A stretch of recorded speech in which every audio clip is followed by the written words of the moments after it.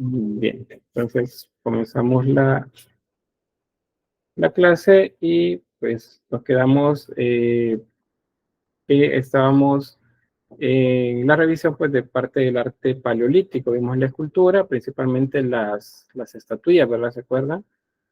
Eh, algunas referencias en las que actualmente es comparativo a las imágenes que se tienen a nivel de estatuillas. Esa que les decía es como la más representativa, la Venus de Willendorf. Acuérdense que Venus tiene que ver con que se hace referencia a la diosa de amor y la fertilidad para la cultura greco-románica. Alumna Mónica, bueno, está bien, no hay problema, ahí luego ingresa. Entonces, eso es lo que encontramos por acá. Luego vimos pintura. Sobre pintura, pues revisamos, le vamos a dar una imagen y a partir de eso retroalimentamos.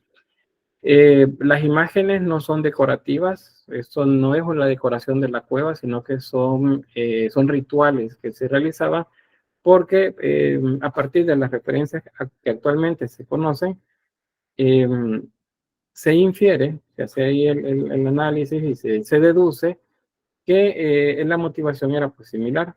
Eh, Hacer una pintura de algo es como si ya lo tenemos, ya lo hemos obtenido. Entonces eso es lo que ya van a hacer acá. Eh, entonces esas personas que lo hacían eran consideradas como sacerdotes. No con la palabra sacerdote como la conocemos actualmente, sino más bien en el sentido chamánico.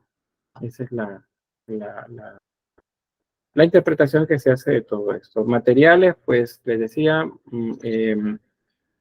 pigmentos minerales aglutinados con grasa animal o algún tipo de savia también de animal, en algunos casos sangre también se mezclaba, o la utilización de tizones, o sea, madera quemada que podía utilizarse para grabar o dibujar sobre la superficie. No hay escenas, acuérdense, que se vean juntas, simplemente significa que se fueron agrupando a medida que iban haciendo eh, las imágenes, pero no es que no quisieron mostrar la escena de una estampida, por ejemplo. No se entienden así.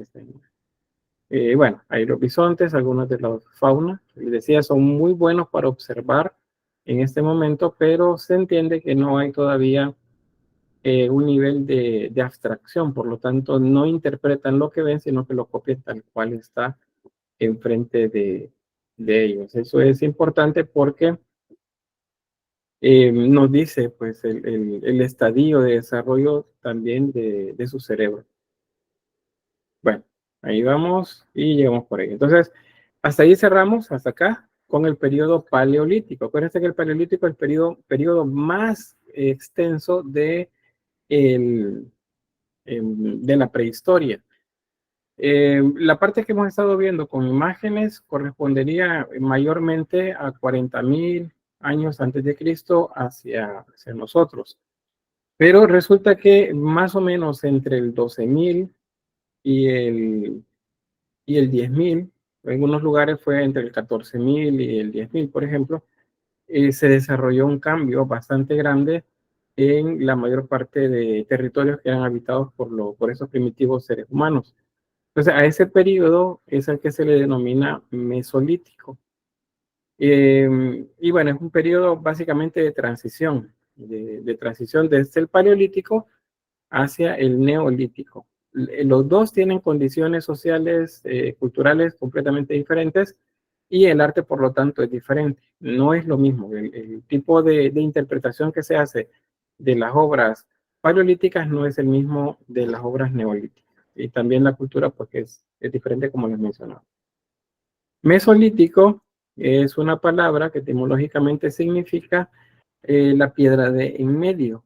Ahí tenemos en el texto, pues del griego mesos, que significa medio, y litos, que significa piedra, la piedra de en medio. Paleolítico significa la piedra antigua y neolítico significa la piedra nueva.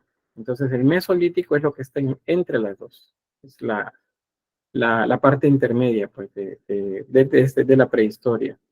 Tiene una implicación bastante grande, pero vamos a ver una diversidad mayor de grupos culturales que producen herramientas o que producen arte acá. Tiende a ser un poco complicado como categorizarlo exactamente mesolítico. Casi siempre está siempre o cerca del neolítico o cerca del paleolítico. Por eso es que se nombra también de esta manera: epipaleolítico o preneolítico. En ambos casos, por ejemplo, epipaleolítico se entendería como una prolongación del periodo paleolítico. ¿Qué significa? Que en esas regiones los vestigios que se han encontrado muestran que el ser humano se mantuvo con las prácticas del paleolítico. O sea, no avanzó, simplemente seguía igual que los antecesores que él. Y el preneolítico, el segundo, se entendería como una anticipación del neolítico. ¿Qué pasó con estos? Pues ellos comenzaron a practicar algunas costumbres y algunas técnicas que lo llevaron eventualmente a que sería como al establecer una relación con el ambiente diferente a través de dos cosas importantes, que son la domesticación de los animales y la domesticación de algunos cultivos, de algunos granos, de algunas semillas. Eso es lo que le da pues una revolución a esto y que lo va a lo que se mantenía en un estadio más avanzado, y ellos son los que van a continuar pues en el periodo que sigue. Históricamente, eso tiene que ver, les decía, entre el 14.000, 10.000 años antes de Cristo.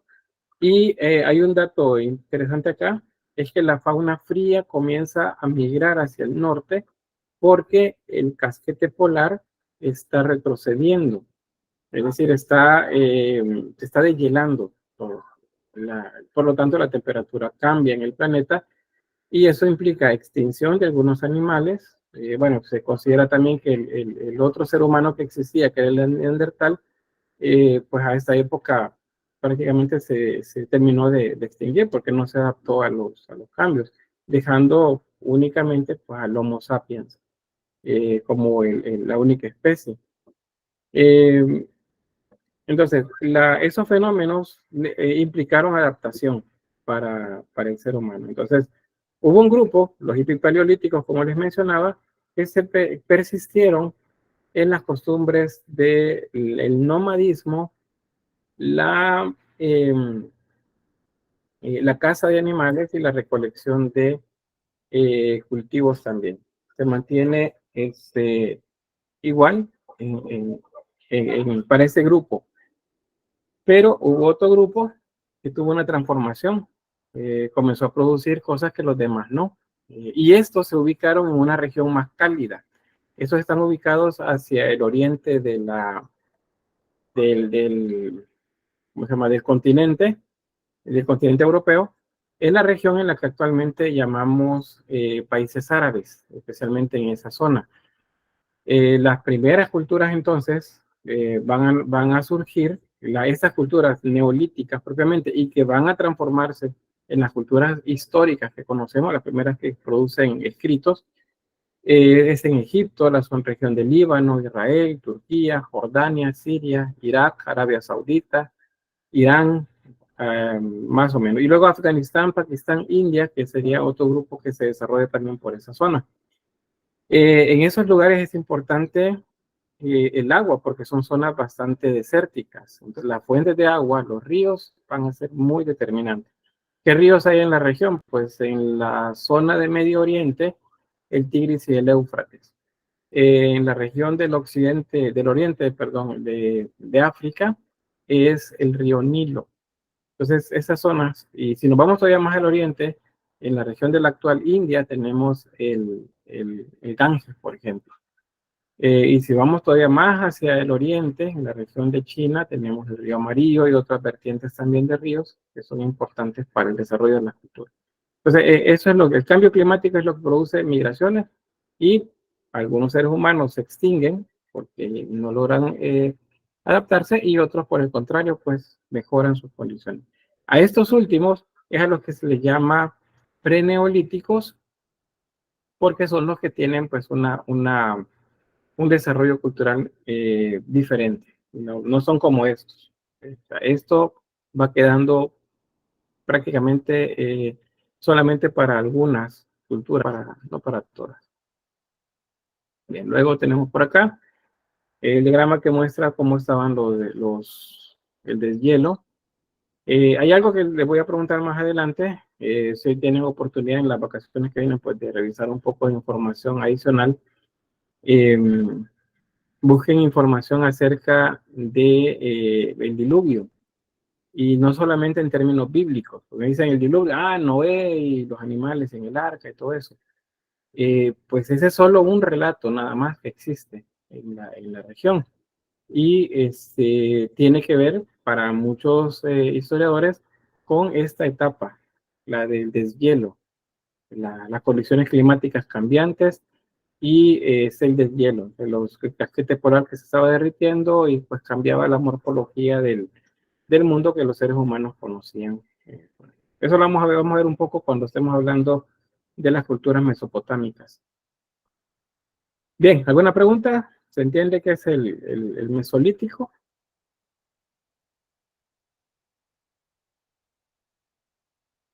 Sí.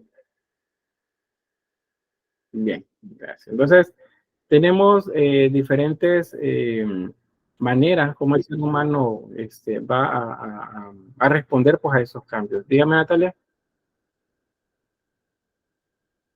Entonces, si usted dice que en el Mesolítico las diferentes sociedades o grupos que se podría decir así, de personas o de seres vivos que estaban ahí, fueron, se puede decir, evolucionando para poder formarles los sistemas como la agricultura y ganadería. Se adaptaron, eso es básicamente, y evolucionaron, digamos que la evolución fue quizás menos visible. Prácticamente el ser humano moderno ya existía para esta época, más bien fue la adaptación de ellos hacia el entorno. Entonces, la vestimenta, las costumbres y eventualmente la ganadería y la agricultura. Ese es un cambio grande que comienza a suceder en el Mesolítico. Acá en el Mesolítico hay unos que lo hacen y hay otros que no lo hacen. Eso es lo que quiero que quede así como muy claro. En el Mesolítico. En el Neolítico es diferente. En el Neolítico ya se ha superado la etapa de cazador-recolector y ya es otro tipo de dinámica la que se mueve por ahí. Entonces, a eso es a lo que vamos por acá. Dígame, Carolina. Con respecto a como lo neolítico, epipaleolítico, eran como los que persistían más que todo en casa. Sí, Pero el epipaleolítico, epipaleolítico. ajá. Los epipaleolíticos serían como los seres humanos del periodo mesolítico con costumbres todavía del periodo paleolítico. Eso es nomadismo, eran cazadores y eran recolectores. Eso es. Ok, entonces se desglosan del mesolítico. Dentro del mesolítico hay epipaleolíticos y hay preneolíticos. Son dos grupos los que hay acá. Si decimos epipaleolítico, significa que dentro del periodo mesolítico persisten con costumbres del periodo anterior. Eso es. Y si son preneolíticos o mesolíticos propiamente, eso significa que están avanzando, han dado un paso adelante y ya no solamente cazan y recolectan, sino que ahora siembran y cuidan animales para su propio provecho. Vale, gracias. Bien, ¿alguien más?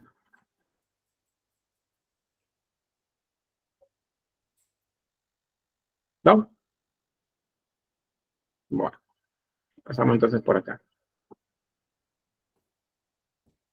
Bien, hay algunas cosas que le vamos a ir valorando siempre por acá. Bien, neolítico. Etimológicamente les decía, eso se refiere al tipo de herramientas que se encontraban. Paleolítico significa la piedra antigua. Mesolítico, la piedra intermedia o la piedra de en medio. Neolítico, la piedra nueva. O sea, son tres estadios que se nombran de esa forma, atendiendo el tipo de herramientas que se utilizaban, que era principalmente de piedra. Por eso no es que es la edad de piedra. ¿Qué significa la edad de piedra? que los utensilios, las herramientas que usaban eran líticas, o sea, era piedra. Y seguramente han escuchado la edad de los metales. ¿Qué significa en esa? Atendiendo esa lógica, ¿qué sucedía en la edad de los metales? ¿Por qué le decimos de esa forma? La mayoría de herramientas eran usadas por metales. Eran hechas de metal. Lo siento, lo siento. Está bien.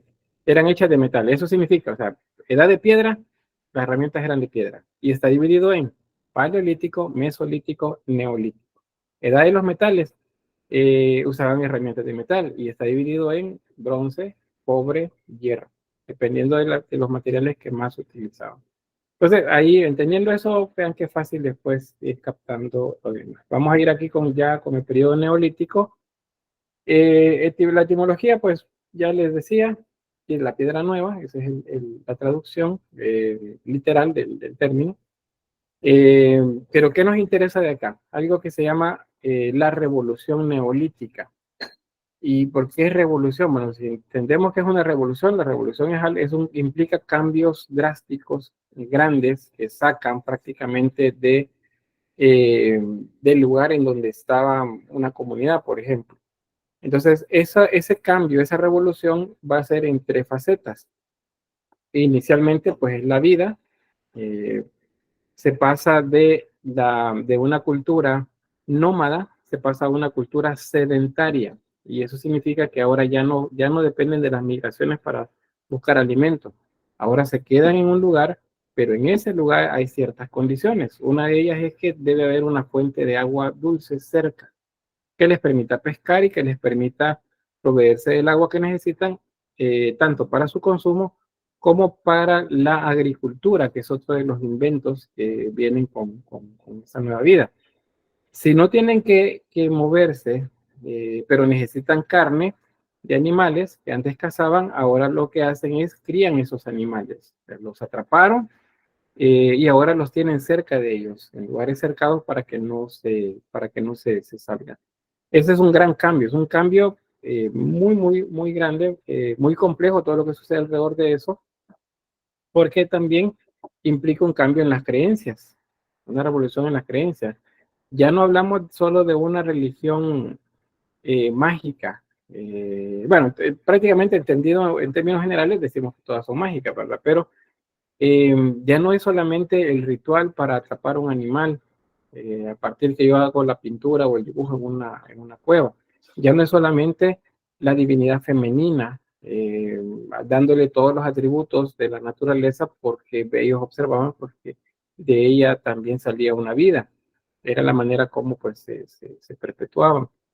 Ya no, ahora hay otras cosas alrededor que también comienzan a tener significados o que ameritan que tengan un significado a partir que lo deben explicar. Y entonces van apareciendo dioses y diosas para cada una de las actividades que realizaban. Y también a partir de las imágenes que se han encontrado, pues se sabe también pues, que tenían, ¿cómo se llama esto? Sacerdotes y sacerdotisas, hay de ambos. Ya no solamente entonces es la mujer la que se consideraba para esto, sino también los hombres. Hay por cierto, con eso del cambio de vida, hay una división del trabajo, una separación del trabajo. Entonces ya cada quien va a tener una actividad específica que realizar. Y eso eventualmente es lo que hace que las comunidades que eran matriarcales pasan a ser patriarcales, o sea, cambian. Ya no es la mujer la que gobierna, digamos, o la que influye en la mayor parte de aspectos del desarrollo diario de la comunidad, sino que ahora es el hombre. Eso tiene que ver con la división del trabajo a partir de eso. Y ese desglose que hacen nuevo de genealogías o jerarquías de divinidades. Eso aparece por acá. ¿Qué implican estas dos cosas? Y es la tercera revolución. Un cambio grande en el arte, porque ahora que tienen esos cambios, hay necesidades diferentes para ellos. Siempre dependen de abrigos rocosos, siempre dependen también de cuevas, porque los consideran lugares sagrados. Entonces en esos lugares se siguen haciendo réplicas de la realidad, pero con una dinámica tanto estilística como temática diferente a la que se estaba haciendo antes. Bien, ¿se entiende eso? Dígame, Natalia. O sea que en cuanto a las creencias, se podría decir que ellos empezaban a abrir, no sé, a no abrir la mente, sino que empezaban a tener más conocimiento y diciendo que los hombres también podrían liderar creencias o hacer algo así. Sí, pero no fue que dijeron, ah, bueno, los hombres también pueden participar. No, pero realmente lo que pasó a partir de las deducciones que hacen los historiadores, los antropólogos y la observación que se tiene en las comunidades en África, en Oceanía, que actualmente están en un estadio similar, es que más bien es el hombre el que se tomó esos atributos, o sea, se los quitó a la mujer. No fue que dijeron, miren, ahora compartamos y hay dioses y hay diosas, no. Fueron los hombres los que se tomaron, se apropiaron prácticamente de eso. Y viene la división del trabajo. Entonces, ya hay funciones específicas para cada quien dentro de la comunidad. Aparecen oficios, por ejemplo, y algunas cosas para que las realicen los hombres y otras para que las realicen las mujeres. En ese reacomodo de costumbres toma el poder básicamente el patriarcado. Ahí, y las culturas, ahora los dioses principales son masculinos y los sacerdotes pues son masculinos. Y eventualmente este sacerdote, chamán, se va a convertir en un rey y es masculino, o sea, no, no es la reina, no es el rey, y, pero siempre deja, eh, digamos, la autoridad o lo vinculado a la naturaleza, los aspectos de la vida, la maternidad, la diosa madre, como la conocemos, ese atributo se lo dejan siempre a la mujer, siempre es importante, pero ya no tanto como lo que se retoma por los hombres. Ya van a ver ahí cómo van a ir apareciendo esto de los dioses y las diosas, porque siempre existen ambos. Eso no existía antes. Acá sí vamos a comenzar a ver que en algunas representaciones hay masculino y femenino, ya no solamente lo femenino, significa que el masculino ya quiso aparecer ahí en las imágenes, porque fueron apropiándose de muchos de los atributos que antes solamente la mujer se le daba. Bien, no sé si hay una pregunta más, si no, pues solamente les muestro así rapidito este diagrama que es similar a este otro, solo tiene un par más de elementos. ¿No hay? No. Vale, vamos a empezar por acá. Bien, revolución neolítica, solo para que vean ahí el esquema, para que lo entiendan luego. Nacimiento de la agricultura. Aquí aparece que hay algunas semillas que producen árboles que antes nos iban a buscar lejos. ¿Cómo pudo haber sucedido? Esta es una como suposición. Es como cuando ustedes se comen una papaya y las cáscaras y las semillas las tiraron en el jardín. Las semillas no les interesaba la papaya. Pero dejaron ahí. Y fue en verano. Luego vino el invierno, comenzó a llover, o digamos, humedeció el lugar y de repente comenzaron a crecer plantas ahí. Esa planta la habían encontrado en la montaña o en un bosque un tanto lejos de ahora del centro urbano de la aldea en la que ahora viven. Y resulta que les dio los frutos que ellos antes iban a buscar. Entonces, de esa manera, comienzan a recolectar semillas y las comienzan a utilizar y reutilizar en lugares ya, digamos, controlados, en ambientes controlados. Entonces, a eso se le llama domesticación. Acá en América, por ejemplo, sucede con el maíz. Y bueno, de hecho, si se fijan acá, uno de los cultivos que se comienzan a controlar, uno de esos es el maíz. A nivel mundial, el maíz es uno de esos, pero en Europa, digamos, el arroz y el trigo, por ejemplo. Pero en el caso del maíz, lo que les iba a decir es que el teosinte es el maíz primitivo, no se parece, bueno, si se parece, tal vez será en un 20% a a las mazorcas de elote actual. O sea, no se parece nada. ¿Qué fue lo que sucedió? Pues que reconocieron que podía utilizarse esta planta para alimentación, fueron recolectando granos, les pareció que podían guardar los granos más grandes y esos granos más grandes fueron dando frutos más grandes y semillas también que aumentaron de tamaño. Siempre fueron haciendo sobre lo mismo, buscando los mejores granos y eventualmente la planta fue creciendo, el fruto, perdón, fue creciendo. Entonces el maíz actual no se parece mucho al teosinte, es de donde viene, digamos, de donde se domesticó. Lo mismo fue con otros cultivos. Bueno, esos frutas seguramente. Con los animales algo parecido. Retenían a las crías, las que las guardaban, por así decirlo, cerca de las aldeas, y pues ya no tenían que irlas a buscar a lugares lejanos. Eventualmente esos animales se acostumbran al trato del ser humano y el humano aprende cómo criar mejores ejemplares de esos mismos animales. De esa manera se domestican los animales. Entonces aquí primero les mostraba ahí los cultivos, pero también sucede con la ganadería. Más o menos 13.000 años se considera en la región de Medio Oriente que aparece la ganadería. Tiene que ver, acuérdense, con un cambio de temperatura. Los animales de pelambre gruesa, animales de climas fríos, esos fueron desapareciendo.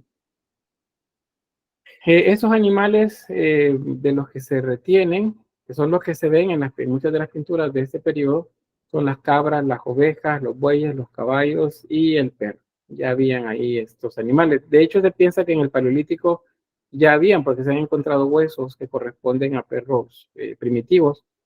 Ya se piensa que andaban cerca de ellos. ¿Y qué hacían? Pues un poco de buscar el alimento, la carroña, por así decirlo. O sea, sabían que si seguían al grupo de seres humanos, pues iban a tener lo que les sobrara a ellos, como la comida. Entonces, es probable que el grupo, una comunidad, vio a ese animal cerca, lo fue alimentando y el animal se quedó con ellos. Y ahí pues aparece los animales domesticados. Ambas condiciones son importantes para que se dé esto. El sedentarismo. ¿Qué es sedentarismo? Que las comunidades ahora permanecen en un solo lugar. Ya no se mueven de un lugar a otro buscando el alimento, sino que ya lo tienen en uno solo. Entonces, ahí tienen las características, lo mismo que les he explicado. Cuando tengan ya el material y lo puedan descargar, pues ahí van a tener algunos de estos datos, con las características. Sobre la parte, esto sí les menciono, las construcciones. Esto es algo que no existe en el Paleolítico, entonces es casi que imposible que se equivoquen. No sé que de verdad no pusieron atención en la clase ni leyeron materiales. En el Paleolítico no hay arquitectura, no hay. Puede decir, mire, pero los abrigos rocosos, las cuevas, estos espacios ya estaban ahí. Ellos lo que hicieron fue acomodarse dentro de ellos, pero no los construyeron. Sí, en el Neolítico sí van a construir cuevas. Fíjense, ya les voy a mostrar una ahí, aunque es un poco más reciente, pero correspondería a un estadio todavía del Neolítico. Pero ahora sí excavan en las paredes, buscando siempre hacer una representación que tiene que ver con la religiosidad. Pero en el Paleolítico no hay arquitectura, en el Neolítico sí. Eh, sí son importantes las cuevas y los abrigos rocosos, pero porque son lugares sagrados para ellos. Ahí es donde llegan a hacer los rituales. Hay construcciones llamadas megalíticas. Megalito significa piedra gigante o piedra grande. Por ejemplo, los menhires, los cromlech, los alineamientos, los trilitos, los dolmens, son ejemplos de estructuras hechas con piedras de gran tamaño. Se cree que muchas de esas tienen que ver con culto funerario y con el culto al sol.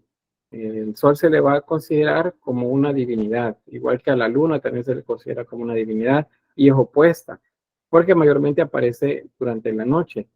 Recuerden que les he comentado ya que las primeras culturas son, en su cosmovisión, son duales. Lo que está arriba está abajo. Lo que es bueno, pues a la par tiene algo que es malo. El frío está acompañado también por el calor en perfecto equilibrio.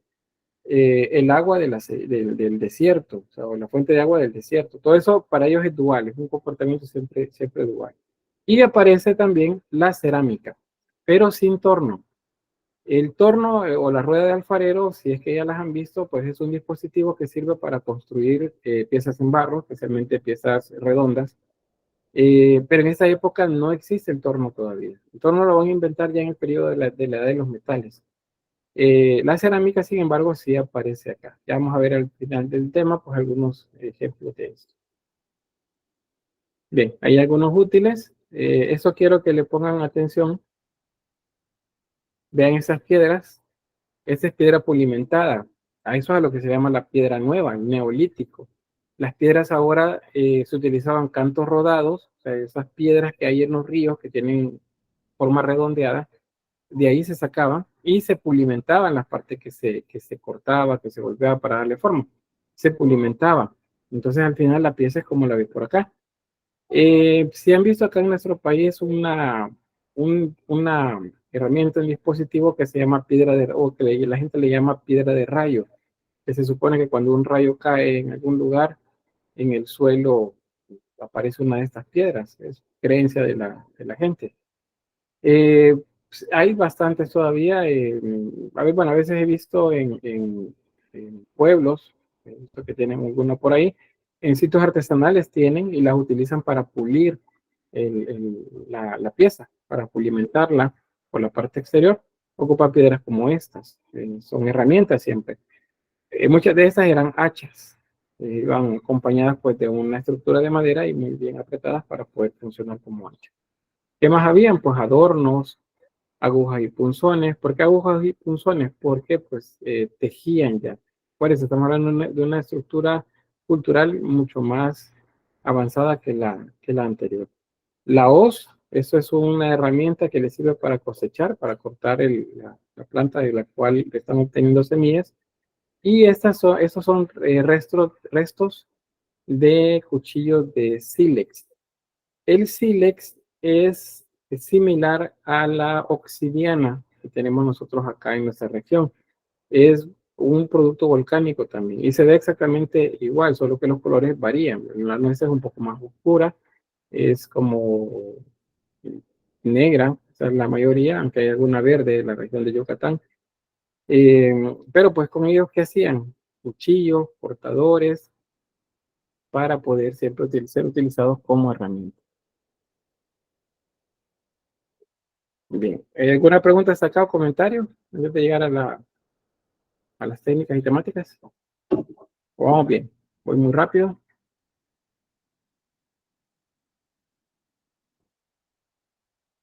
¿No? Bien, vamos entonces. Bueno, ya les mencionaba que se desarrolla la pintura, la cerámica, eh, hay algo de estatuaria también acá y monumentos de índole religioso. ¿Quién levantó la mano por ahí? Nadie, fue error. Bien, entonces, bueno, eso lo del culto religioso tiene que ver siempre con la observación también solar, el medio ambiente, el entorno de ellos. En la pintura, las técnicas fueron iguales que las paleolíticas, o sea, óxidos minerales mezclados con aglutinantes que podrían ser de origen animal o vegetal, o sea, savia de una planta o puede ser también grasa o sangre de un animal. La cerámica, es cocida en el horno y para la decoración empleaban punzones. En algunos casos se han encontrado vestigios de cuencos o cestos más bien a manera de cuencos. ¿Qué es lo que hacían? Bueno, tenían el cesto de mimbre, por ejemplo, de fibra vegetal y lo cubrían completamente de barro. Ya al estar cubierto de barro, entonces ya lo podían usar para contener granos, por ejemplo. Entonces, por eso dice ahí, podía ser cocida o no. Pero cerámica en el estricto uso del término es cuando ya está cocida. ¿Qué más? Bueno, implementos como cuerdas, conchas, varillas de madera y pues un sinfín bastante grande de elementos. En las construcciones megalíticas, el culto religioso, como ya les mencionaba, eh, el ser humano pasa a ser un tema dentro de la pintura. Ahora el ser humano tiene presencia, eso significa que ellos ya se perciben como parte del entorno, ya no solamente son espectadores, sino que ahora participan dentro de las pinturas, pues en las diversas acciones como cacería, guerras, pastoreo también, danzas o rituales en general. Y bueno, hay bastante uso de motivos geométricos como líneas, triángulos y círculos. Lo ideomórfico aparece también por acá. Dígame, Natalia. No sé, pero me da bastante curiosidad cuál fue la transición de que ellos pasaron a no verse ellos como seres humanos a pasar a cómo ellos se plasmaban en las obras de arte o en las pinturas que hacían ellos. Vaya, se considera que es porque ellos tienen conciencia de sí mismos, o sea, ellos ya se ven, así entre comillas, se ven en el entorno. Antes no lo hacían, antes solo veían todo lo que estaba alrededor de ellos, pero ahora tienen conciencia de ellos. Entonces se proyectan en las imágenes también como parte del entorno. El ser humano de este momento, del periodo neolítico, a nivel de desarrollo cerebral, se piensa que es mucho mayor el desarrollo que el del paleolítico, porque resuelve cosas nuevas. Hay cálculos que seguramente se tuvieron que realizar para mover las piedras, por ejemplo, estas piedras que pesan varias toneladas, la observación del entorno, ya, a través de estos marcadores líticos que dejan en diversos lugares, nos dice pues que el ser humano tiene un tipo de pensamiento diferente, ya no es solamente como para vivir el día a día, sino que ahora piensa hacia el futuro. Esa es la diferencia. Bueno, aquí algunos ejemplos. Vean, por ejemplo, la idea de los cazadores. Cuando se dice que el ser humano es estilizado, lo que significa es que no corresponde a una estructura naturalista como sí lo hicieron en el Paleolítico con los animales. Acá no. Y por eso es que ya se piensa porque estaba en un estadio diferente, porque lo que observamos son abstracciones. Y para poder abstraer algo, pues hay que pasar por ciertos procesos. Si ustedes, por ejemplo, nunca habían tenido una instrucción en dibujo, en el área de dibujo, van a ver que ahorita les van a hacer bastante hincapié en el naturalismo. Bueno, van a pasar algunas cuestiones que son de dibujo técnico, pero cuando estén haciendo bodegones, tienen que hacer lo que está enfrente, tienen que hacer igual. Que a ustedes les parece que lo pueden hacer más rápido a su estilo, quienes ya tienen estilo, eh, pues a lo mejor, pero mientras más se alejen de lo que el profesor les dice, la nota va a ir bajando. ¿Por qué? Porque hay muchos que entran a estudiar arte que no tienen instrucción en el área. Entonces deben aprender a hacerlo naturalista. Pero una vez lo saben hacer, que se espera más o menos como segundo o tercer año cuando ya lo manejan, entonces se les pide que hagan abstracciones. O sea, que hagan interpretaciones propias de la figura humana. En este caso, estaríamos viendo entonces interpretaciones de la figura humana. Acá. Por eso son estilizados, por eso no son como muy naturalistas, a diferencia de los animales que sí lo lograron hacer. O sea, no significa que retrocedieron técnicamente. Al contrario, han avanzado en la parte técnica a razón que ahora hacen abstracción de lo que observan. Bien, vamos a ver por acá. El menhir. Esta forma lítica es un megalito, una piedra grande. Estos eran utilizados como marcadores. Ya vamos a ver despacio sobre eso, no les voy a entretener por acá. ¿Qué más? En cuanto a motivos, pues hay representaciones de formas naturales, como la flora, por ejemplo, la fauna. Vean que los animales ya no son tan naturales, sino que ahora son interpretados. Hay una interpretación de esto. Acá. Ya no son completamente naturales, como lo fueron en algún momento. Y bueno, la figura humana que siempre sigue apareciendo en, eh, en los lugares en donde se han encontrado, por ejemplo, unidades habitacionales, o sea, donde estaban las casas de ese momento. Se han encontrado figuras como esta. No estaban enterradas, probablemente que estaban en un lugar visible, pero como pues todo fue quedando poco a poco soterrado, pues por eso es que los encuentran de esa manera. Pero no es que eran como entierros, aunque en algunos casos se han encontrado tumbas en las que aparecen estas estatuillas. Podría ser una representación de la divinidad femenina que acompaña al difunto. Bien, sobre la arquitectura megalítica, pues acá algunos de los ejemplos que vamos a ver, los palafitos, la naveta, el talayot, nurago, los dolmen, los menhires, los alineamientos, taulas, cromlech, esos son como los más comunes, aunque pues hay otros tipos de construcciones que se hacen. ¿Preguntas? ¿No? Esto ya los han visto, ¿verdad? En algún documental, en una película. ¿Quién lo ha visto? ¿O quién no lo ha visto? ¿Quién sí lo ha visto? Sí, liga en película. Muy bien, gracias. Más Mónica. que todo en los árboles, los hacían en las películas, los han pintado en los árboles, las casas Muy bien. colgantes. Lugares altos, correcto, como si eran colgantes. ¿Sí, Mónica? Luego, Luis. Mónica.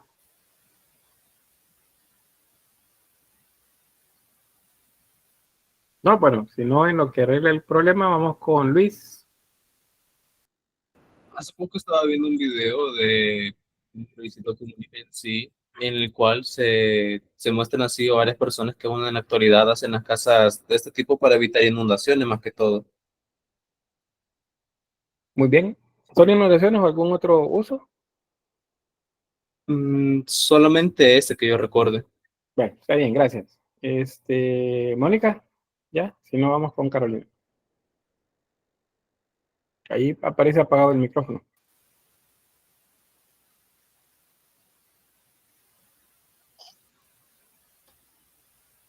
Creo que hoy sí funciona. Bueno, no lo escucho. No. Bueno, vamos con Carolina entonces, en lo que sigue ahí viendo cuál es el problema. Sí, así como hace mi compañero también, de que hay unos videos de un youtuber que hace documentales sobre unas casas así. De hecho, no solo son casas, también están unos mercados, se les llama, donde se pasan en lanchas para poder hacer sus compras. Muy bien, gracias. Nicole y Mónica, dice, bueno, no me puse el micrófono. Bueno, gracias, Mónica. Si no, pues cualquier cosa ahí en el texto. Nicole dice que en Hawái se ven muchas casitas así. Y más tengo, a ver, Ricardo. Una de las razones por las que también hacían casas en los árboles o en lugares altos era por los depredadores, una forma de supervivencia. Muy bien, y bueno, algunos documentales que he visto, por ejemplo, en las regiones de Oceanía, la isla Komodo, por ejemplo, o sea, no sé, los dragones de Komodo, y las casas son así en lugares altos. ¿Por qué? Porque este lagarto grande no puede subirse a esos lugares. Pero sí tiene que ver con eso, con prevenir inundaciones y cuidarse de depredadores. Alguien creo que escribió por acá. En Brasil, dice, cerca del Amazonas se ven tribus viviendo hasta la fecha. Sí, muy bien. Mónica dice, en Filipinas hay tribus que aún poseen este tipo de casas. Sí, ajá, pues la zona de Oceanía, creo que eso es en las que recordaba yo. Bien, gracias. Entonces, ahí tenemos entonces, esos son palafitos, no son nuevos, sino que son estructuras que se hacían desde ya desde la época, como una manera de protegerse para los primeros seres humanos. Acá más o menos una reconstrucción gráfica de cómo puede ser o cómo puede ser una comunidad de estas. Fíjense que no en todos lugares las aldeas tenían esta forma, o sea, no eran hechas de piedras circulares con techos de fibra vegetal, sino que la misma estructura estaban hechas bajo tierra, o sea, hacían cuevas y en esas cuevas se las cubrían con madera y luego ponían fibra vegetal y luego cubrían con tierra como manera de montículo y ellos vivían adentro, bajo tierra.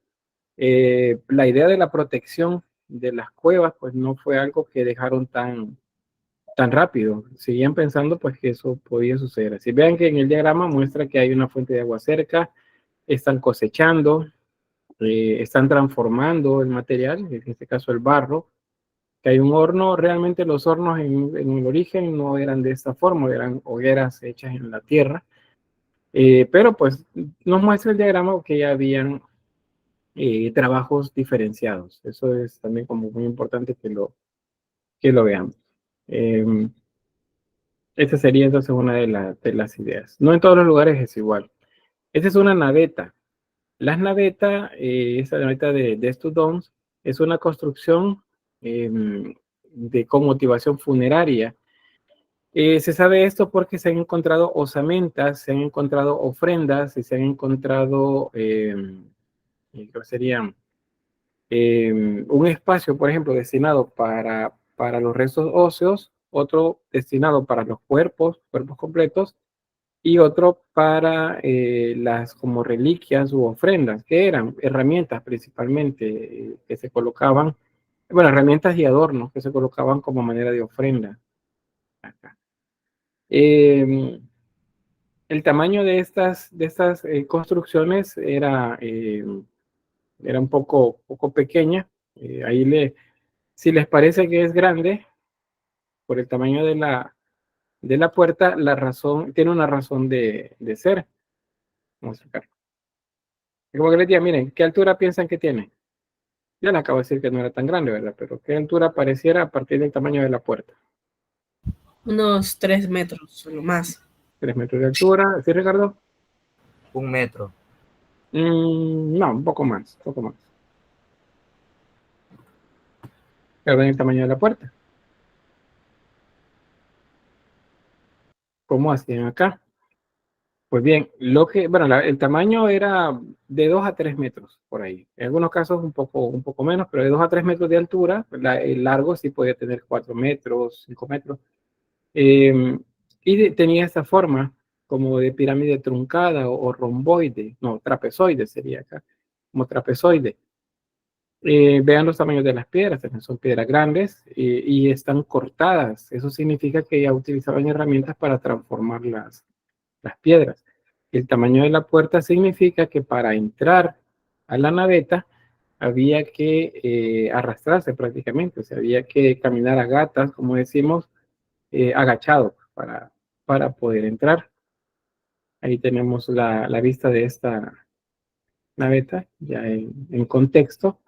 Hay un círculo alrededor, los círculos son rituales también, son parte del conjunto. No es solo un cerco defensivo, porque de hecho es bajita, no es tan alta. Esto tiene que ver con una señalización también. Y bueno, ahí alineado la manera de entrar.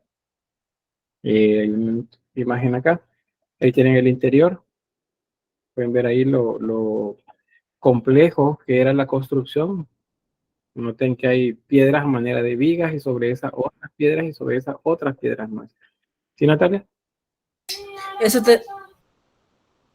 Perdón. Perdón, eso tendría relación, o sea, también me da una idea de las tumbas egipcias, porque ellos hacían también como un lugar y le ponían ofrendas y era como un lugar funerario. Me trae una idea algo parecido a eso. Sí, como es de la misma región, no está del todo separado. La separación es temporal en este momento, espacial es cerca de Egipto, pero temporal sí hay una distancia bastante grande, que estamos hablando, por ejemplo, de 10.000, 8.000 años, y cuando hablamos de esas construcciones egipcias, son entre 5.000 y 8.000 años, o sea, hay una distancia de tiempo bastante considerable, pero geográficamente están cerca, entonces es probable que sí haya influencia de los conocimientos de esa época que pasaron de generación a generación o por la observación también pues de los restos. Ahí tienen pues la forma de entrar. Estas son entonces de uso funerario.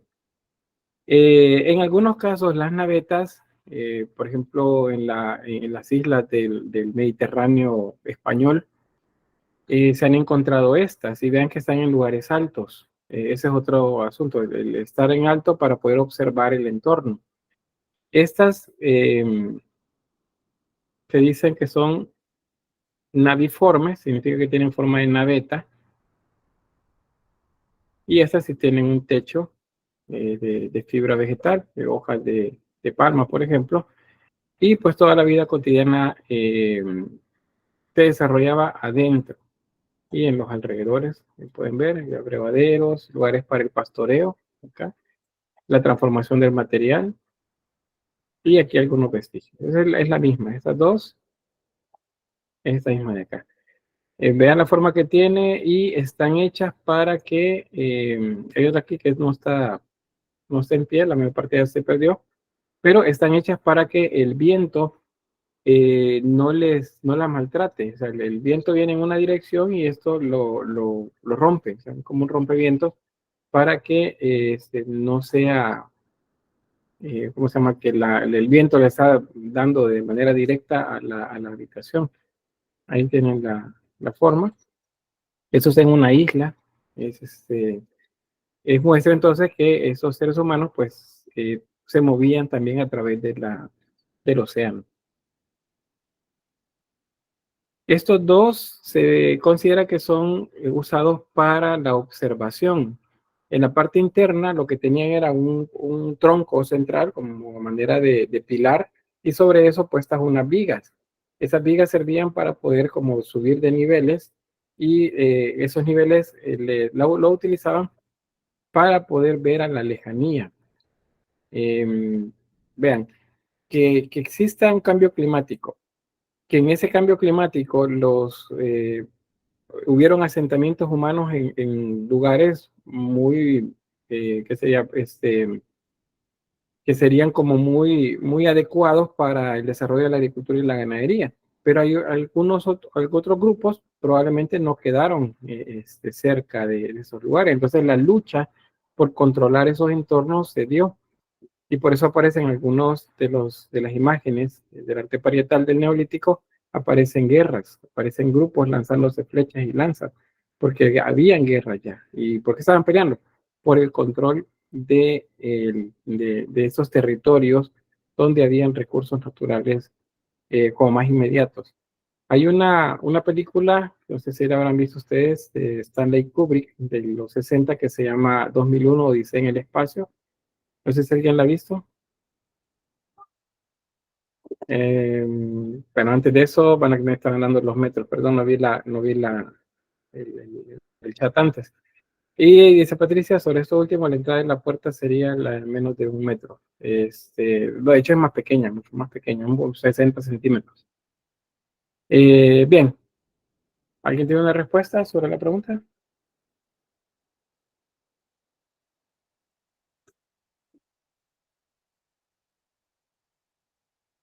No.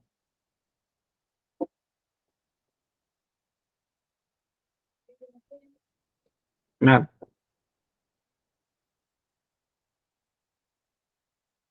¿Sí, Mónica? Todavía no funciona el micrófono. No suena. Bueno, no hay problema, Mónica, ahí para la siguiente entonces sería. Carolina. Sí, licenciado.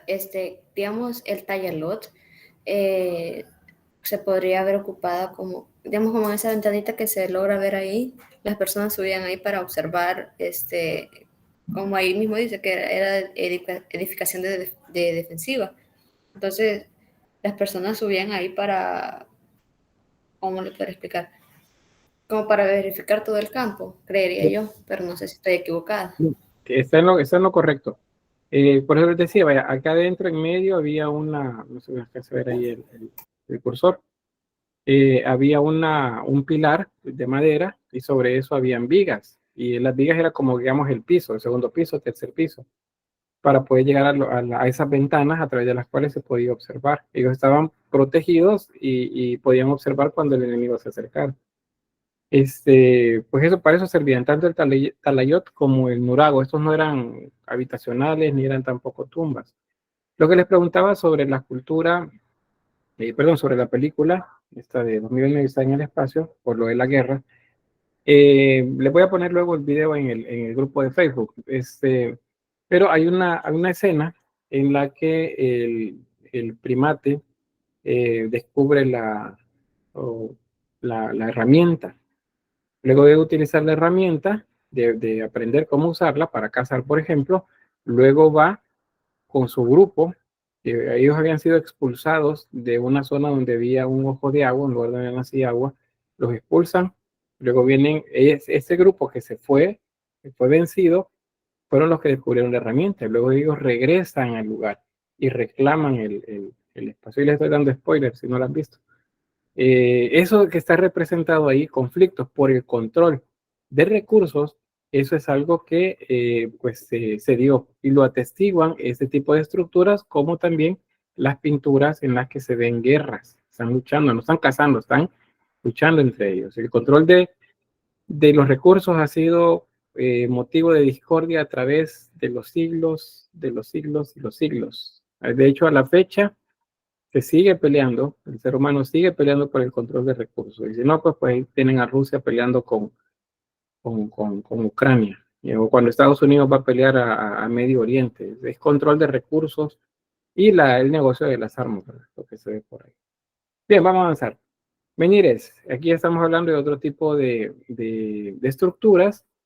Los menires, estos se piensa que son, por algunos ejemplos en los que se cumplen por completo la observación, estos eran utilizados para la observación solar. En esos días, hoy estamos 21, ¿verdad? Creo que entre el 19 y el 20, para el hemisferio norte fue el equinoccio de primavera. Digamos que fue el día de ayer, 20. Fue el momento del año en el que el día y la noche duran lo mismo, o por lo menos lo más cercano posible. Es decir, 12 horas de día, 12 horas de noche. Duraron lo mismo. Estamos en el equinoccio de primavera para el hemisferio norte, de otoño para el hemisferio sur, porque están invertidos los climas. Si ustedes observan, ¿cómo se llaman? Algunas aplicaciones, déjenme ver si les puedo mostrar una. A ver.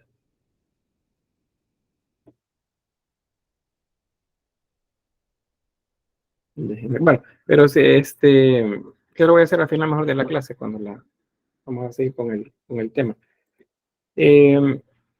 Resulta que en este momento el clima es diferente. Ustedes, bueno, notan, de hecho, si se han fijado, hay más nubes, hay más calor. Dice, no es que el sol está más cerca de la Tierra. Realmente está en el mismo promedio, un promedio de cercanía a la Tierra, pero eventualmente se va a ir alejando en la medida que lleguemos a junio, dentro de 3 meses exactamente, el 22 de junio, se da un evento también, se llama solsticio. Es el solsticio de verano. En ese caso es el día más largo del año. Pueden ser 13 horas y media de luz y 11 horas y media o 10 horas y media de oscuridad. O sea, el día es mayor que la noche. Y luego va a comenzar a invertirse. Cada vez va a ser más corto el día, hasta llegar al 22, si mal no recuerdo, de septiembre, que es el equinoccio de otoño. El sol va a estar en la misma posición que está en este momento. El día y la noche duran lo mismo. Eso es en septiembre. Luego se sigue aumentando la cantidad, agregándose más bien oscuridad al día, y los días cada vez son más cortos y las noches son más largas, hasta que lleguemos al 20 de diciembre, que es el solsticio de invierno para nosotros que estamos en el norte, es decir, la noche más larga del año. O sea, esos eventos que nosotros los conocemos con nombre, usted, no sé si han sido como muy atentos con esas cosas. Yo en el grupo de Facebook el día de hoy puse la información que la Asociación Salvadoreña de Astronomía compartió. No lo pude hacer ayer, pero nada más para que quede constancia ahí, que revisen la información. Ustedes pueden ver la información que está ahí. Nos marca un periodo de cambio a nivel climático. Pero les decía, hay más nubosidad, el calor es mayor, porque comenzamos a mover, se comienzan a mover estas fuerzas ambientales de la Tierra y va a ir transformando de alguna manera el clima. Para nosotros, aquí en nuestro país, hay un evento adicional a que se da alrededor del 24 al 26 de abril. Casi siempre, bueno, yo estoy pendiente de la Asociación Salvadoreña de Astronomía. Ellos dicen qué día va a ser, y si no, pues les mando un mensaje por ahí y les pregunto, porque es una información que debo compartir luego con ustedes.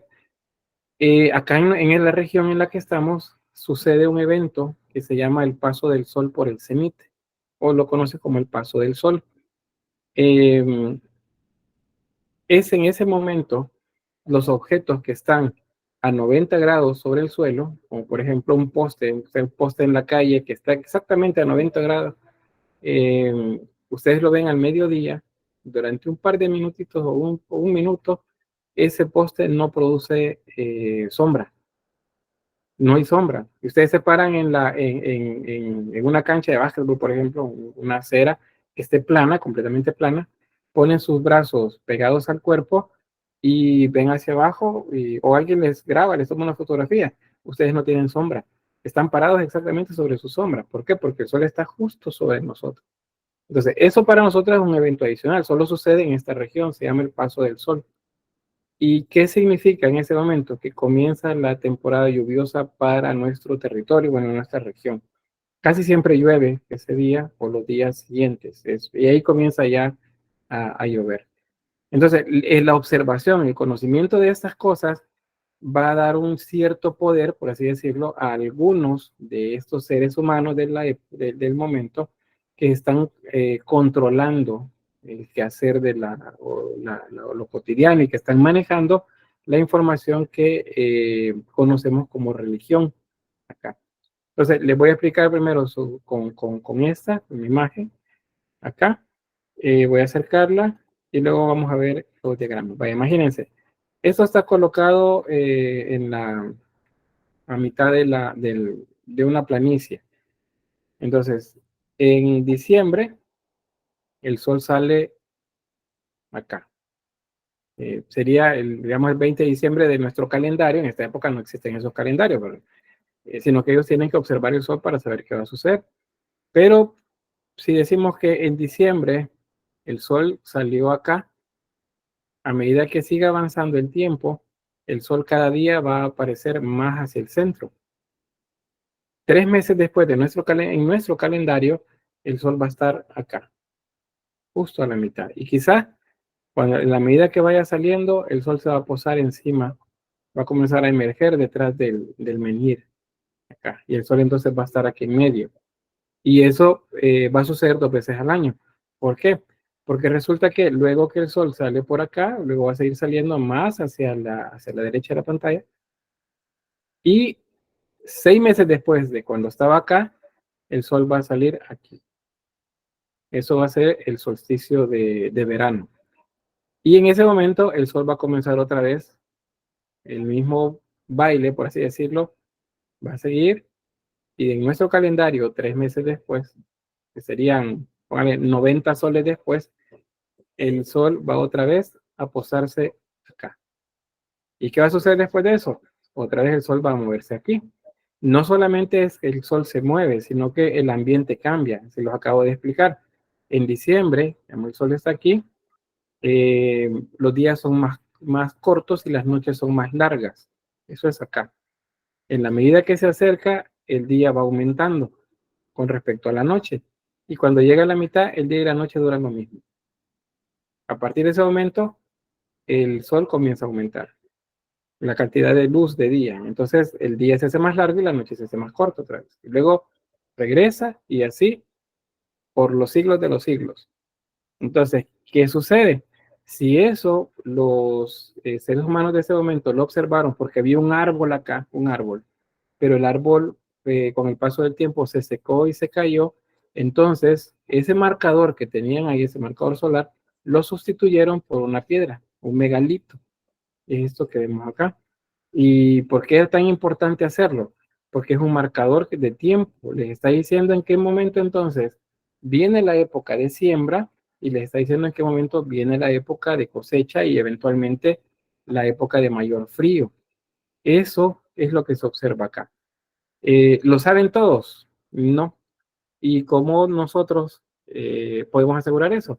Porque en las culturas que viven en un estadio similar al neolítico, en la actualidad eso es África, es Oceanía, es Sudamérica, resulta que esa información no la tienen todos, la tienen los que se llaman chamanes, los sacerdotes, por así decirlo, de esa cultura.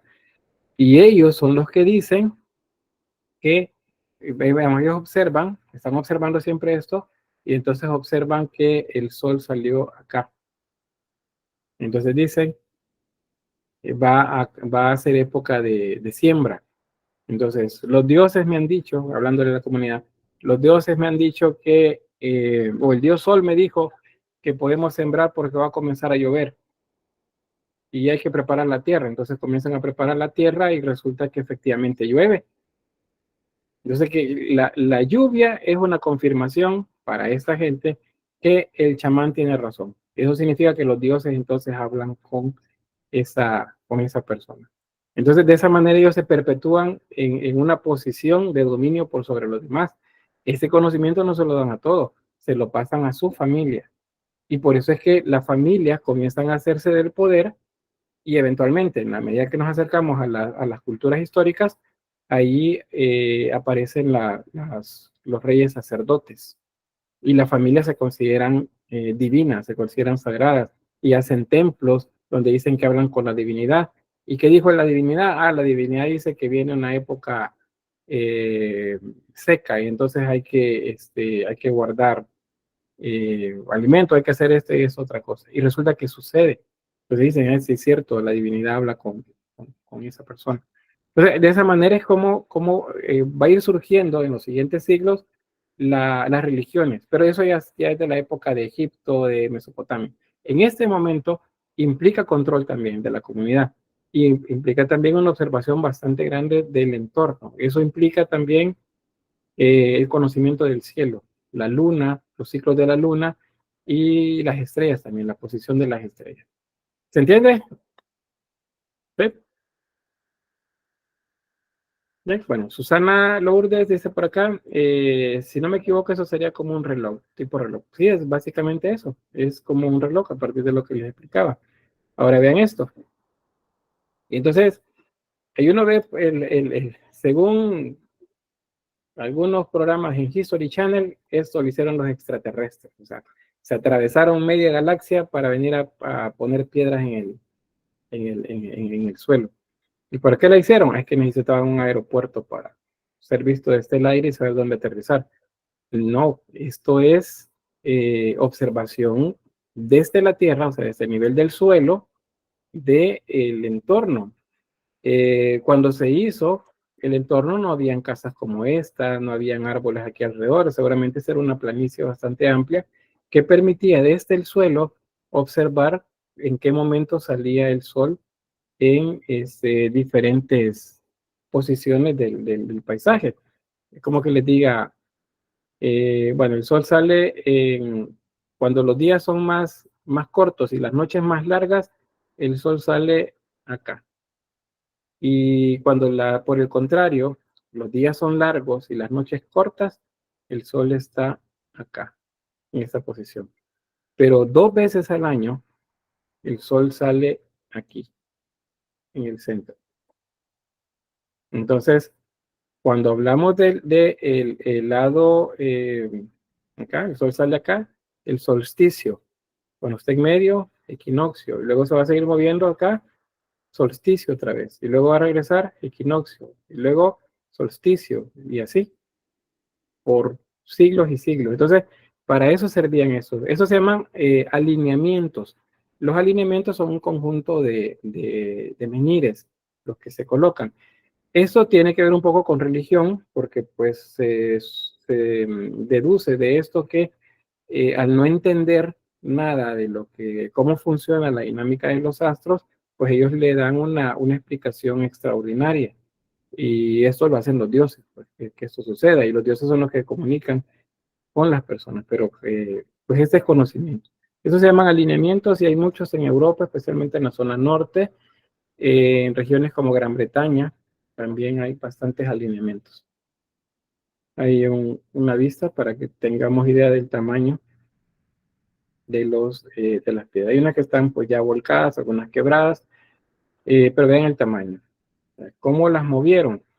Pues utilizando las máquinas que tenían en su época. Y dice, bueno, pero ¿cómo que tenían máquinas? Sí, las palancas son las máquinas básicas, las máquinas primitivas más efectivas utilizadas por acá. Las rampas, los troncos para deslizar, la arena para deslizar también rocas, todo eso sirvió para poderlas utilizar y ponerlas en este lugar.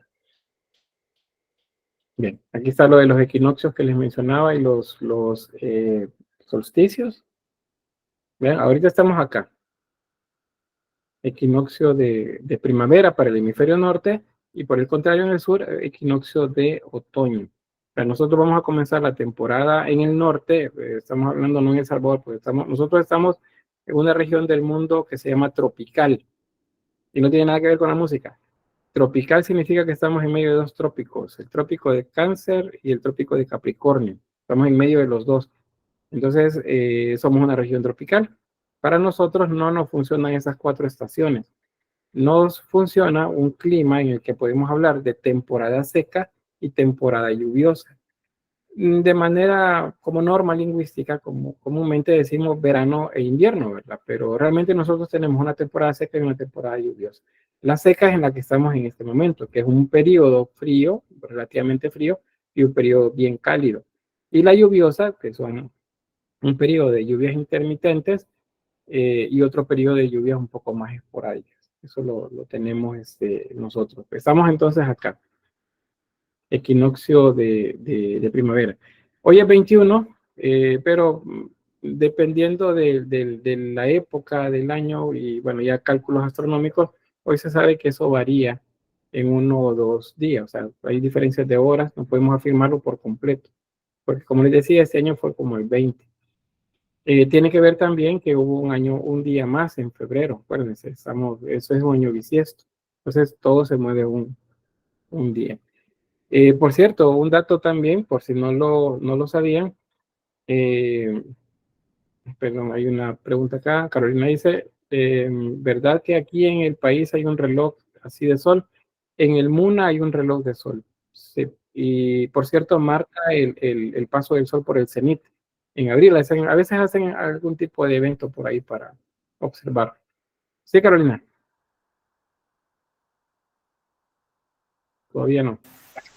También en Jicalapa, creo que se llama, hay un parque donde hay un reloj, perdón, así de sol. Entonces la persona se para en el medio y ahí da la sombra y así como funciona. Muy bien. En otro lugar, en diferentes partes del mundo hay. Bueno, Honduras, nosotros tenemos una relación bastante cercana con la Escuela de Ciencias Sociales de la Universidad Nacional Autónoma de Honduras. Pues hemos ido a visitas recíprocas de estudios e investigaciones con ellos.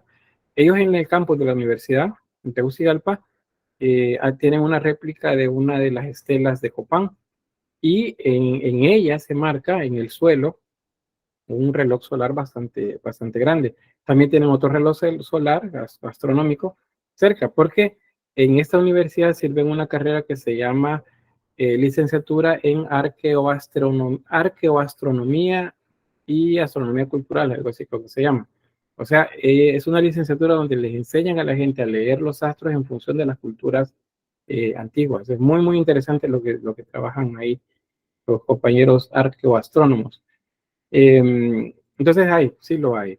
Hace un par de años, propusimos con un grupo de estudiantes que íbamos a pretender hacer algo así enfrente de la Escuela de Artes, pero pues no se pudo. Al final lo que está por ahí es el Quetzalcóatl que ven ustedes enfrente, ¿verdad? Pero esa era la zona donde nosotros pretendíamos hacer un reloj solar. Tal vez más adelante pues lo podamos hacer, porque es interesante observar eso que les estoy mencionando en el lugar, ¿verdad? Porque si no, pues la universidad nos va a ganar esa plaza y ya de hecho la utilizan como parqueo, pero de repente van a meter carros por todos lados ahí y pues no debería de ser. Entonces, es un proyecto que para futuro pues a lo mejor se puede hacer, un reloj de sol en esa zona. Bien, voy a avanzar con esto. No sé si hay preguntas sobre equinoccios y solsticios. ¿Se entiende la idea? Bueno, no voy a decir reto, una sugerencia que les hago, un poco de curiosidad para ustedes, es que, bueno, hoy, por ejemplo, al atardecer o mañana al amanecer, lo más temprano que se pueda, ustedes vean dirección hacia donde sale el sol y ya sea que toman una fotografía del paisaje que tienen enfrente y dicen, mira, pero es que enfrente lo que tengo es una casa, pues ustedes vean la casa o hagan un dibujo y marquen dónde sale el sol detrás de esa casa en ese día. Si tienen un poste, un árbol, ahí pues ustedes marquen dónde sale. y una vez al mes vayan haciendo el chequecito, ¿verdad? Vayan marcando sobre esa imagen donde sale el sol y van a ver ese vaivén solar. En diciembre, por ejemplo, que los días son más cortos y las noches largas, el sol está para nosotros bien cargado hacia el sur, porque es invierno en el sur, perdón, verano en el sur y es invierno en el norte. Entonces el sol es bastante se ve hacia el sur en ese momento. Hoy que vamos a comenzar la temporada lluviosa nosotros, el sol viene hacia el norte. Entonces los días son más largos y el arco que describe el sol en el cielo también es más largo. Y ves, dice, o sea que para esa época es visible que Quetzalcóatl en el Chichén Itzá. Fíjese que tiene razón, pero no estoy seguro si es en el equinoccio o es en el solsticio que se puede ver la sombra que se proyecta en la escalinata y que parece que Quetzalcóatl va bajando hacia el sol. Si lo pueden buscar en YouTube y luego ponerlo en el grupo de Facebook, pues se los agradecería. Todo eso que tenga que ver con recursos en donde entendamos mejor los temas, pues es bienvenido para la clase. Bien, ¿no hay más preguntas o comentarios? ¿O algo que quieran compartir? ¿No? Bueno, avanzamos entonces. Bien, otro diagrama. Ahí, como para ir viendo pues qué es lo que sucede. En la temporada, pues es lo que la ciencia pues nos enseña. Yo sé que pues ahí te han visto a los terraplanistas, dicen que la cosa es diferente, pero pues no le vamos a hacer mucho caso a ellos. Avanzamos. Bien, los dolmen. Los dolmen son una construcción que tiene una orientación funeraria. ¿Qué significa? Que son marcadores de tumbas o que son tumbas en sí mismas. Como los observamos ahora, ese por ejemplo que tienen en su pantalla, son 3 piedras verticales que sostienen una piedra horizontal. No significa que cuando la hicieron se veía así, sino que lo que sucedió fue que la erosión fue descubriendo las piedras laterales, pero eso estaba cerrado, estaba digamos a nivel del suelo. Y en la zona interna había una manera de caverna que imitaban donde colocaban los restos óseos. Hay algo interesante también. En el Paleolítico, la mayor parte de las tumbas son aisladas. A veces se encuentran muertos, o más bien no muertos, no, esqueletos o vestigios de las personas que fallecían en las cuevas o apilados en algún lugar. Era como que se moría, bueno, lo iban a tirar allá en el rincón. Pero no hay como la idea de un cementerio colectivo, un lugar donde solo es para eso. En este momento, en el Neolítico, sí, hay lugares en donde hay bastantes enterramientos. Entonces, la idea de ese lugar colectivo para dejar ahí a las personas que fallecían es desde el Neolítico, no es del periodo anterior. Entonces, el dolmen, ¿cómo hacían para construirlo? Pues tenía que ver con las palancas que les mencionaba, el juego de palancas. Ven, ese es uno que está más completo. Pueden ver ahí, tiene una galería, un pasillo, perdón, que da hacia una galería en la que se puede entrar y está bajo tierra. Acuérdense, las cuevas, la idea de entrar en la tierra es algo muy significativo para ellos, porque es como que estamos volviendo a nuestro origen, a la madre tierra. Aquí tienen el diagrama, eso mismo. Este es un túmulo, así se llaman estos, se llaman túmulos. Ahí tenían una cámara y el corredor, la zona vestibular, y luego todo lo demás pues se cubría de diferentes niveles de piedra y tierra. Entonces, esto es como la versión como más conocida de los dolmens. Aquí en otros ejemplos. Así es como pues quedaron luego de que la tierra se fue erosionando alrededor. Y acá pues, aunque a la distancia, pues más o menos calculamos el tamaño de las piedras. Son piedras bastante grandes. Y en esos lugares abajo es donde se colocaban los difuntos. Así como les digo, es la versión más, más como fue en su origen. Arriba es como los encontramos actualmente. ¿Cómo se hacían? Pues nada del otro mundo. Así es como se veía, como estaba. ¿Y qué es lo que hacían? Pues la atracción humana, o sea, la fuerza del ser humano para transformar el entorno. Cuerdas, piedras, rampas, palancas, todo eso era la manera de realizarla. Pueden ver ahí, pues, es un agujero en donde se elevaban las piezas y luego se hacía el túmulo y se deslizaba la piedra que se colocaba en la parte superior.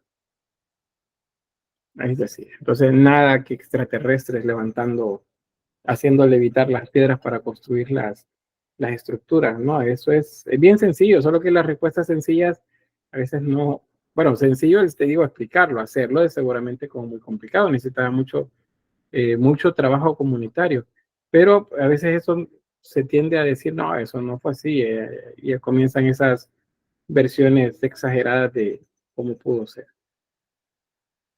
Otro monumento también vinculados a los funerarios y a los santuarios, porque los lugares funerarios se consideraban sagrados, era donde los antepasados reposaban, son las taulas.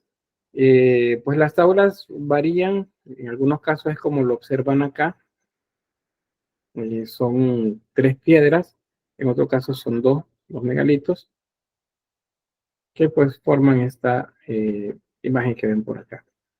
Y son marcadores, es decir, esta era parte de una estructura mucho más grande, pero eran como marcadores al frente o en los laterales de los dolmens. Y pues una versión más compleja de dolmen, taulas o menires lo constituyen los llamados cromlech. Ese se llama cromlech. O sea, el tipo de arquitectura megalítica se llama cromlech. En particular este se llama Stonehenge. Creo que ya lo han visto antes, ¿verdad? Estos son marcadores solares. Aunque nos digan otra cosa en algunos programas, son marcadores solares. Esto es lo que lo que nos está mostrando es una orientación y el momento en el que el sol sale por determinado lugar. Originalmente esto tenía la forma como lo observan acá. Son círculos concéntricos.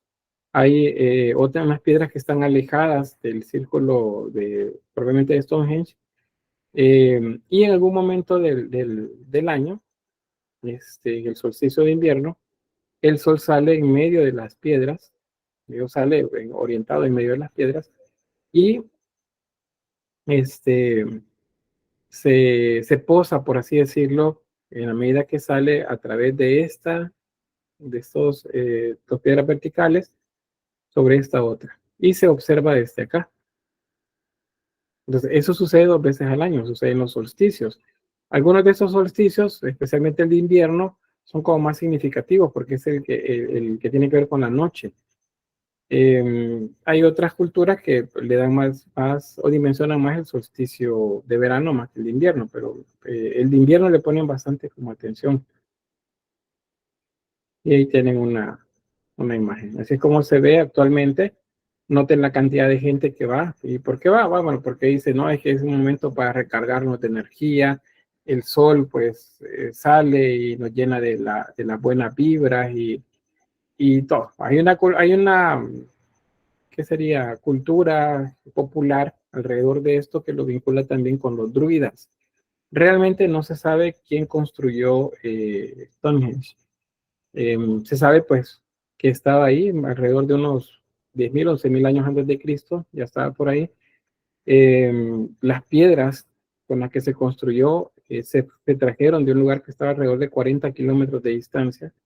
Entonces, esa cantidad de esfuerzo para mover piedras que pueden pesar 10 toneladas o más, implica que es muy importante lo que se está realizando. Otro aspecto también es que el cromlech es solamente una parte de toda la estructura.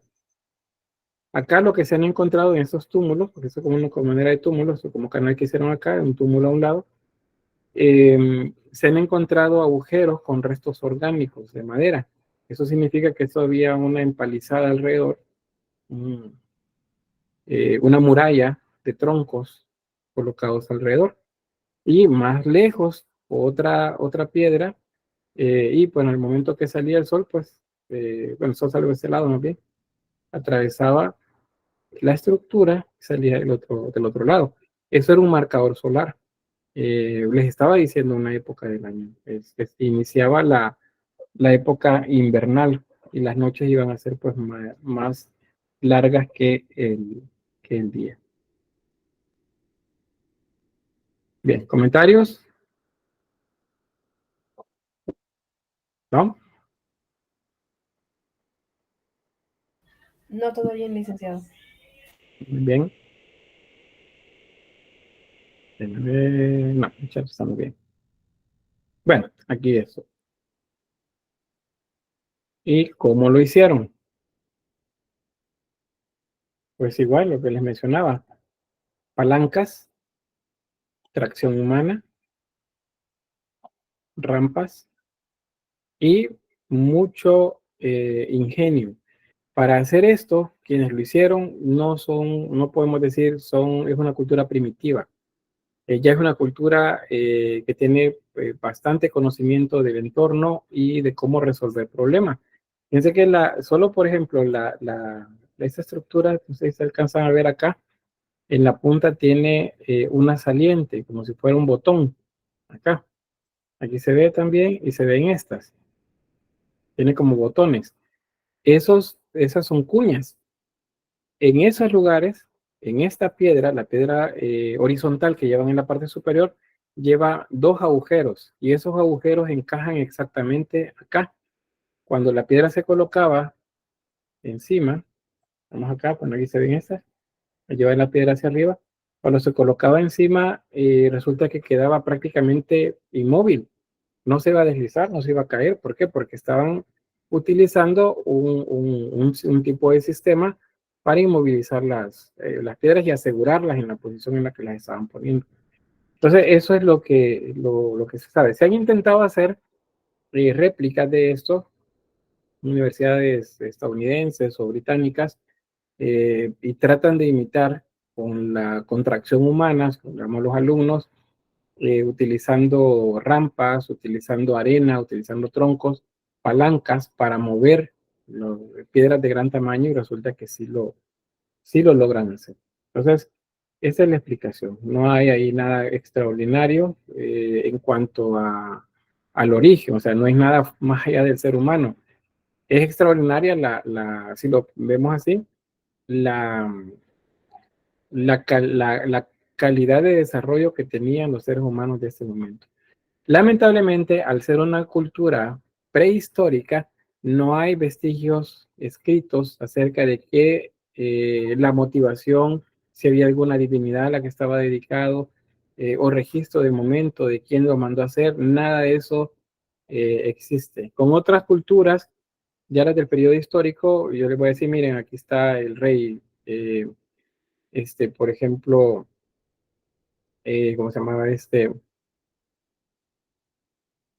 Bueno, un rey acadio, se me acaba de escapar el nombre, un rey acadio, eh, o el nombre de las ciudades, por ejemplo, Ur, que eran ciudades importantes en esas regiones de Mesopotamia, sí les puedo decir nombres, pero de esta no hay manera. Entonces, uno de los misterios de la humanidad es justamente quién construyó esto. No hay. Ah, bueno, por cierto, trilito no significa que es diferente el nombre, no, trilito significa que son agrupamientos de tres piedras. Trilito, tres piedras, eso significa. Bien, ¿preguntas? ¿No? Estamos bien. Bueno, cerramos con esto. Ah, bueno, Ricardo. Solamente un comentario. Sí. Hay una teoría que dice que probablemente también fue por ayuda de gigantes en esa época, que porque como no se saben que para qué fue creado o de dónde fue la motivación, está la teoría de que fue gracias a la ayuda de los gigantes, que tenían un poco más de conocimiento.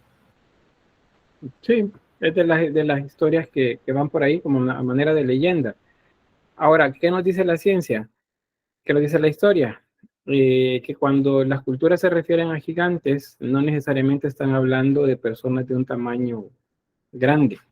Se están refiriendo al poder que tenían. Ahora, luego vamos a ver imágenes en las que ustedes van a ver el ser humano pequeño y a la par hay un ser que es un dios y es una representación de una divinidad y es 3 veces más alto. Y me dice, ve, ahí está atestiguado que existen los gigantes. No, esa es una jerarquía social. Los dioses, los reyes, siempre van a ser más grandes representados más grandes que el resto de la gente. Es una manera de diferenciarlos visualmente. ¿Por qué? La mayor parte de gente no podía leer. Lo que podían hacer era la lectura visual de lo que estaba frente a ellos. Entonces, los reyes, los dioses, siempre van a ser más grandes. Entonces, de ahí viene la idea, en las leyendas, que los gigantes existieron. Dice, no, pero es que en la Biblia dice que de la unión de los ángeles y las hijas de los hombres nacieron los gigantes. Igual, gigantes es una palabra que no necesariamente significa persona de gran tamaño.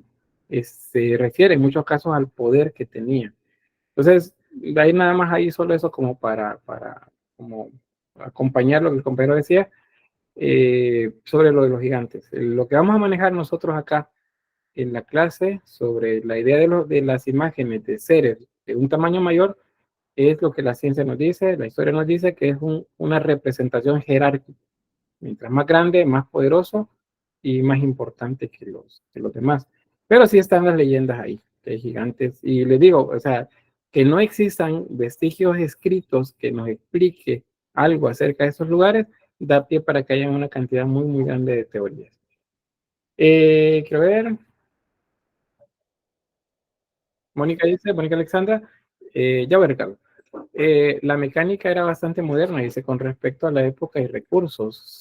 Sí, aunque pues apareció en el momento que aprendieron a dominar el entorno. Entonces, lo que sucede es que no es que era como tan moderna, sino que los principios que utilizaron ellos siguen siendo vigentes a la fecha porque físicamente funcionan. Y por eso lo seguimos viendo por acá, ¿verdad? Una palanca para mover una piedra de gran peso, eso sigue siendo algo válido actualmente. Luego, dice también Mónica, solucionaban problemas reduciendo a lo más simple, dice, para una solución práctica siempre con respecto a las estructuras. Sí, correcto. Sí, Ricardo. Fíjese que en realidad sí hay vestigios, porque están los escritos de Enoch que se hallaron y que se tradujeron al español, incluso están en internet. Pero ahí queda en cada quien si creer en eso o no. Entonces, de ahí, eso, si creer en lo científico o en lo que se comienza a hallar, y que los científicos no le den la pauta, así como la Biblia, de no ponerlo en el libro, ya es cosa muy aparte.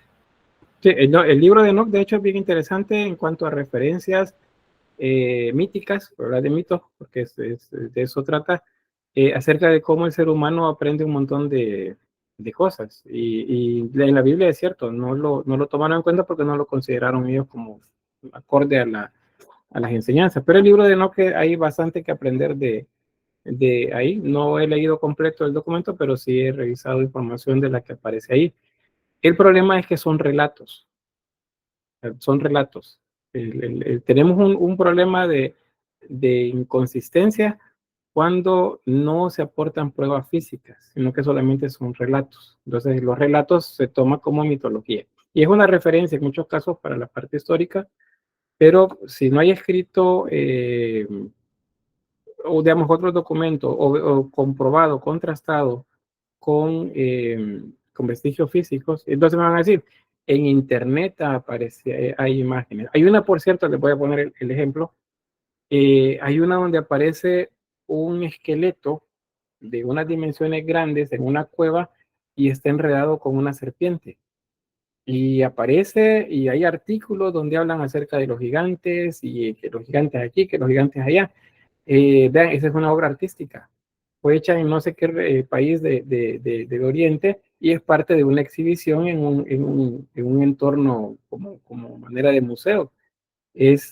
O sea, alguien lo hizo, un artista lo hizo, lo colocó y lo puso ahí, ya descontextualizado, le tomó fotografías y dicen, ven, aquí hay una prueba física, hay un fósil de un gigante que murió mientras luchaba contra una serpiente. Entonces, es complejo. Vamos a ir viendo poco a poco esto más adelante.